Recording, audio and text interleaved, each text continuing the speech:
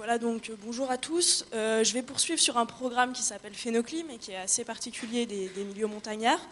Mais finalement, je vais essayer de découper mon intervention en deux étapes, parce que jusqu'à présent, on a beaucoup parlé des observations et de ce qui était fait par les participants sur le terrain. On a aussi parlé de l'intérêt de toutes ces récoltes pour les scientifiques, toutes ces récoltes de données. Et moi, je voudrais vous donner un éclairage sur ce qu'on essaye de faire ensuite comme retour vis-à-vis des résultats qui sont récoltés vers les participants à ce programme. Malgré tout, comme vous ne devez pas tous connaître Phénoclim, je vais commencer par une introduction sur le programme. Alors Phénoclim, c'est un programme qui est porté par le Centre de recherche sur les écosystèmes d'altitude. Le CREA, c'est une association qui a une double mission. La première, c'est la recherche scientifique, bien sûr, mais avec à équivalence une forte envie de développer la diffusion des connaissances sur cette recherche scientifique. Et un des outils qui a été principalement développé, c'est bien sûr la science participative qui permet de mener à bien ces deux fonctions, ces deux missions du CREA, et je dirais même ces deux vocations du CREA. Donc le programme le plus connu du CREA en termes de sciences participatives, c'est un programme qui est baptisé Phénoclim. Alors Phénoclim, pourquoi ? Parce qu'il s'intéresse à la phénologie. Donc la phénologie, c'est des événements saisonniers qui reviennent chaque année. Donc là, on voit le cas pour le frêne. Donc chez les plantes, on a l'ouverture d'un bourgeon, la feuillaison, la floraison, la chute des feuilles ensuite à l'automne. Mais on peut le retrouver aussi chez des animaux avec la migration. Et clim, bien sûr, pour climat. Parce ce qui va nous intéresser ici, c'est l'impact du changement climatique sur la végétation, puisque la phénologie, donc ces événements qui reviennent chaque année, est en fait un très bon indicateur du changement climatique et permet de suivre cette actualité-là. Alors Phénoclim, comment ça marche rapidement du côté des observateurs ? Il y a 10 espèces qui ont été déterminées, qui sont des espèces relativement communes. Vous voyez, ça va d'espèces herbacées comme la prime vert, en fait, c'est le fameux coucou, le tussilage, en passant par des arbustes comme le noisetier, le lilas, et en finissant par une série d'arbres, autant des conifères comme l'épicéa et le mélèze que des feuillus comme le bouleau ou le frêne. Donc ces 10 espèces, parmi ces 10 espèces, les participants en choisissent en fait 3 et ensuite suivent 3 arbres par espèce toute l'année. Alors quand on dit suivre, qu'est-ce qu'ils font ? Durant le printemps et l'automne, ils vont voir ces arbres une fois par semaine et ils notent à chaque fois où ils en sont dans leur avancée pour nous donner les dates exactes donc de débourrement, c'est-à-dire l'ouverture des bourgeons, de feuillaison, de floraison, et ensuite ils y retournent à l'automne pour faire un suivi du changement de couleur et de la chute des feuilles. Alors en parallèle de ça, la partie clim de Phénoclim, il y a 60 stations de température à peu près qui ont été implantées dans toutes les Alpes, donc chez une partie de nos participants, et qui mesurent la température à différentes hauteurs par rapport au sol, donc en allant jusque sous le sol, au niveau du sol, et jusqu'à 2 mètres du sol, qui est une température plutôt standard. Alors on pourra le voir éventuellement après si on a le temps. Ces stations nous permettent aussi d'avoir une idée indirecte de l'enneigement, mais on a une partie des participants qui font un suivi aussi quotidien de l'enneigement, quand ils en ont le temps, bien sûr. Alors, je vous parle de participants depuis tout à l'heure. Qui sont ces participants ? En fait, c'est assez varié. On a à la fois des particuliers donc, qui choisissent des arbres dans leur jardin, derrière chez eux. On retrouve un peu cette idée de jardin qui a été développée tout à l'heure. On a aussi des écoles, des enseignants qui incluent Phénoclim dans leur projet pédagogique et qui participent dans ce cadre-là. On a un certain nombre d'associations qui sont souvent des associations d'éducation à l'environnement et qui voient Phénoclim, qui participent eux-mêmes à Phénoclim et qui voient ça finalement comme un outil qu'ils peuvent utiliser auprès de leur public quand ils viennent. Et le dernier public, c'est un public d'espaces protégés qui a un double intérêt dans Phénoclim, alors à la fois un suivi scientifique du changement climatique sur le territoire de leurs parcs, en général c'est des parcs nationaux et des parcs régionaux, et puis qui ont aussi un intérêt pédagogique puisqu'ils accompagnent des écoles de leur territoire qui participent au programme Phénoclim. Alors c'est pour vous donner une idée du réseau Phénoclim, donc vous avez la carte principale, qui représente les Alpes, puisque je vous disais tout à l'heure, quand il a été lancé en 2004, le programme Phénoclim était un programme typiquement alpin. Ça se couvre essentiellement la France, mais avec quand même quelques sites en Suisse et en Italie. Après, vous avez une idée de la répartition des participants. Vous voyez à peu près un tiers de scolaires en jaune, un tiers de particuliers en bleu, et un tiers d'espaces protégés, associations qui sont en vert et en rose. Donc ça, c'était au lancement de Phénoclim en 2004. Et puis, il y a du nouveau ces derniers temps, puisque c'est peut-être ce programme dont on parlait tout à l'heure que vous connaissez plus.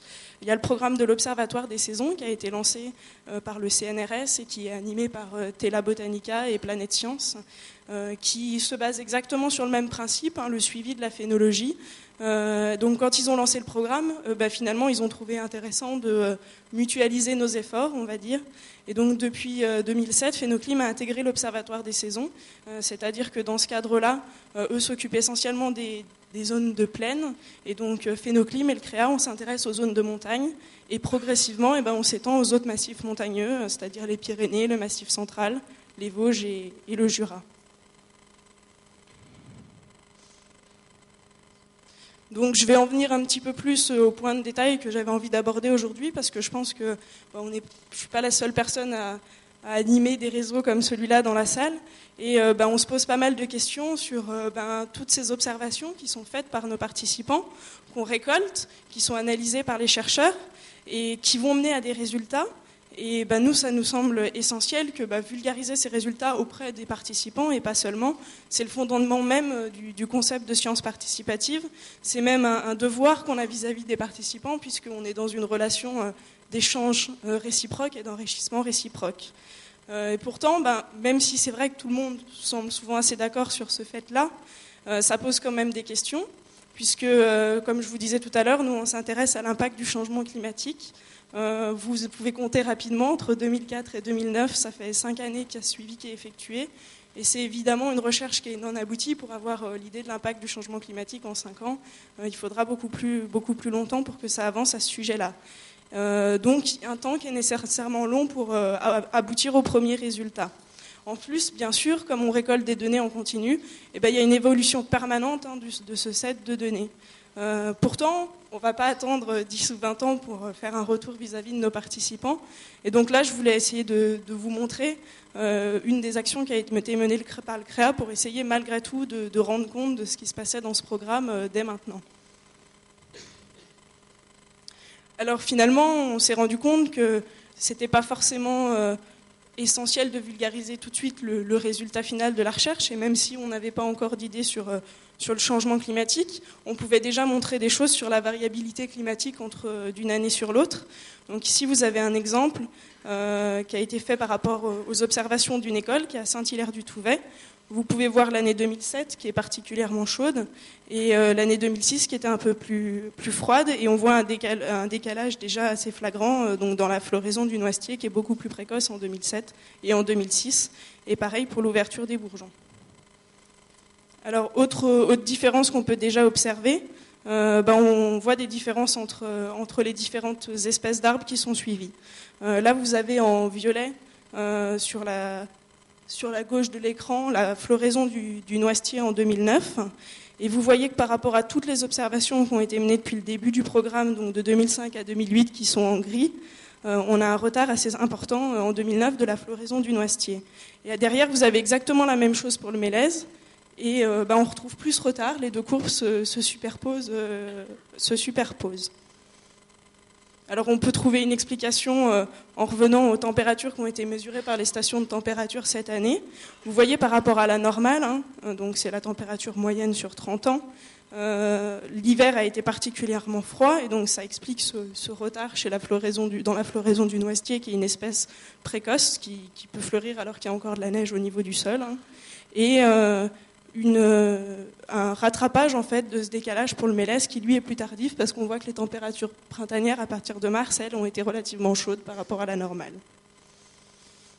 Et encore un dernier effet qu'on peut observer, c'était encore sur l'année 2006-2007 qui était assez particulière. On a observé un effet de l'altitude, puisque vous voyez que en 2007 le débourrement du frêne, donc l'ouverture des bourgeons, a été plus précoce, mais essentiellement aux hautes altitudes, et c'est quelque chose qu'on ne retrouve pas aux basses altitudes. Donc finalement, on voit qu'autour de Phénoclim, même si on n'en est pas encore à des résultats finaux qu'on peut donner aux participants, on peut déjà les initier à tous ces paramètres qui rentrent en jeu dans l'évolution de la phénologie. Et on a voulu utiliser ce que pouvait nous apporter l'outil informatique, tout ce qui est NTIC, pour leur transmettre ça. Puisque ce que je viens de vous montrer, C'est le genre de choses qu'on peut nous-mêmes faire, nous-mêmes rédiger, et on le fait dans le cadre d'une lettre régulière, mais ça reste un support qui est statique et qui est périmable rapidement.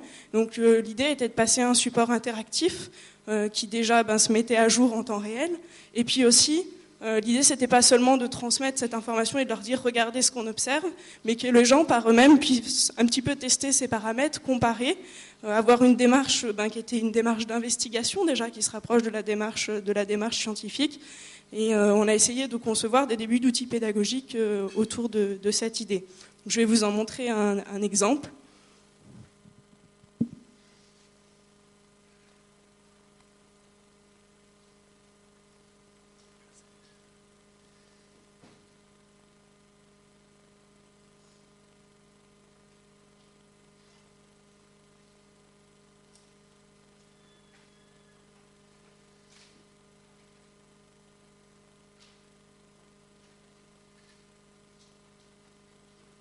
Voilà, premier exemple. Donc ça, c'est fait avec toutes les données qui sont envoyées par les participants.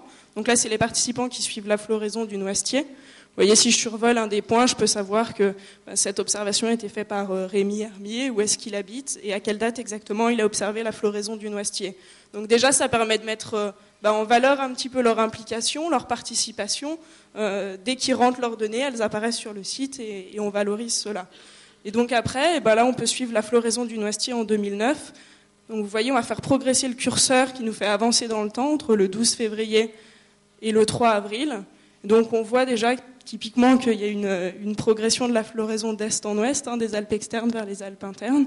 Donc ça permet déjà d'avoir une petite idée de comment ça peut se passer. Après, les gens peuvent aussi prendre des points qui sont assez proches et comparer. Par exemple, ici, c'est la première floraison dans ce coin-là à 497 mètres. Si je prends un point juste à côté, mais qui est un peu plus tardif, on voit que la personne qui habite ici est à 809 mètres, donc on commence à voir qu'il y a l'effet de l'altitude. Et encore un point un petit peu plus tardif, exactement dans le même secteur. Hop, si j'ai même une souris, ce sera parfait. Et là, on est à 967 mètres. Et pour voir plus facilement cet effet de l'altitude, il y a évidemment la possibilité d'afficher le profil d'altitude où les mêmes observations apparaissent. L'idée, c'est vraiment que les gens se mettent dans la démarche de se poser les questions qu'on se pose derrière le programme Phénoclim notamment. Alors après, bien sûr, je ne vais pas vous montrer en détail, vous aurez le temps d'aller vous balader sur le site si vous avez envie. On peut changer le type d'espèce, l'événement à observer et puis l'année. Et si on observe des différences entre années et qu'on essaye de vouloir les comprendre, on a également un accès en direct aux stations de température. Vous voyez, ça c'est l'ensemble des stations de température qui ont été implantées dans les Alpes. Donc là, par exemple, une qui est à Villarodin-le-Bourget. Et donc vous avez accès à l'ensemble des données de stations de température pour justement expliquer des différences observées sur la végétation entre années. Donc l'idée, c'est que les gens s'emparent, les participants s'emparent un petit peu de ces outils et les développent. On a pareil, donc un suivi de l'enneigement, je ne vais pas vous montrer le détail. Pour conclure, je voudrais juste montrer un dernier outil qui a été mis en place sur un programme donc, qui n'est pas Phénoclim, mais qui est le petit frère de Phénoclim, qui est baptisé Phénopiaf et qui suit quelque chose dont on parlait tout à l'heure, c'est le retour des oiseaux migrateurs à travers les Alpes. Donc c'est un programme qui est adressé à un public qui est peut-être un petit peu moins débutant que le public de Phénoclim. C'est souvent des gens qui ont une sensibilité d'ornitho amateur. Et donc l'idée, le principe est le même. Là, par exemple, on a le retour du rouge-queue-noir. Et je peux vous le lancer pour que les observations apparaissent en fonction du temps. Vous voyez le curseur apparaître, janvier, février, mars. Et la progression du retour du rouge-queue-noir dans les Alpes. Alors avec des allers-retours, bien sûr, parce qu'il y a des différences d'altitude que vous pouvez aller voir en survolant les points correspondants. Et donc si on veut comparer les différences de date de retour entre le rouge-queue-noir et le coucou gris qui va apparaître en jaune maintenant, c'est quelque chose que vous pouvez faire aussi. Et donc je vous laisse trouver quelle est l'espèce qui revient le plus précocement dans les Alpes. Voilà, merci.